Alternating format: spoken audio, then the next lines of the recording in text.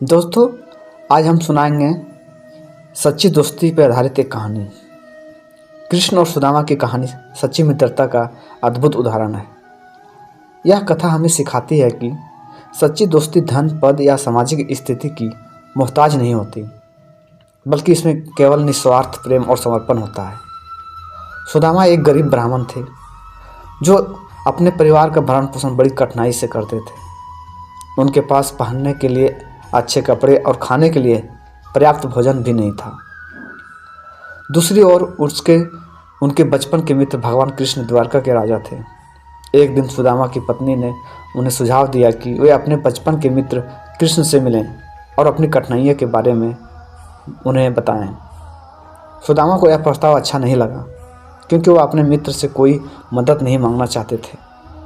लेकिन पत्नी के आग्रह पर उन्होंने कृष्ण से मिलने का निश्चय किया।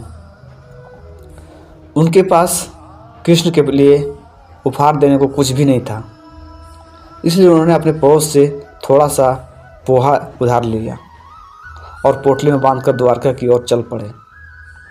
जब सुदामा द्वारका पहुंचे तो वे कृष्ण के महल के वैभव और शोभा को देखकर चकित रह गए।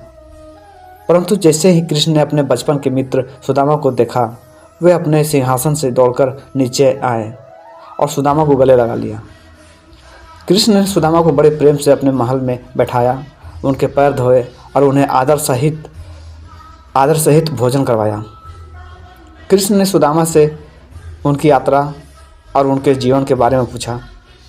सुदामा ने अपनी गरीबी के बारे में कुछ नहीं बताया, लेकिन कृष्ण उनके कपड़े और चेहरे से उनकी स्थिति समझ गए।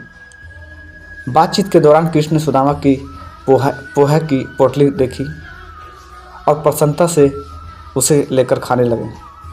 सुदामा की आंखों में अपने मित्र के इस प्रेम को देखकर आंसू आ गए। जब सुदामा ने विदा ली तो उन्होंने कृष्ण से कुछ नहीं मांगा, लेकिन जब वे गांव पहुंचे तो उन्होंने देखा कि उनकी झोपड़ी की जगह एक सुंदर महल खड़ा है। उनके परिवार के पास अब धन की कोई कमी नहीं थी। यह सब भगवान कृष्ण की कृपा थी, जिन्होंने अपने मित्र की मदद उसकी स्वाभिमान को ठेस पहुंचाए बिना की। इस कहानी से हमें यह शिक्षा मिलती है कि सच्ची दोस्ती में किसी भी तरह की अपेक्षा नहीं होती। यह प्रेम, विश्वास और निस्वार्थ भाव का प्रतीक है। कृष्ण और सुदामा की मित्रता आज भी हम सभी के लिए प्रेरणा है।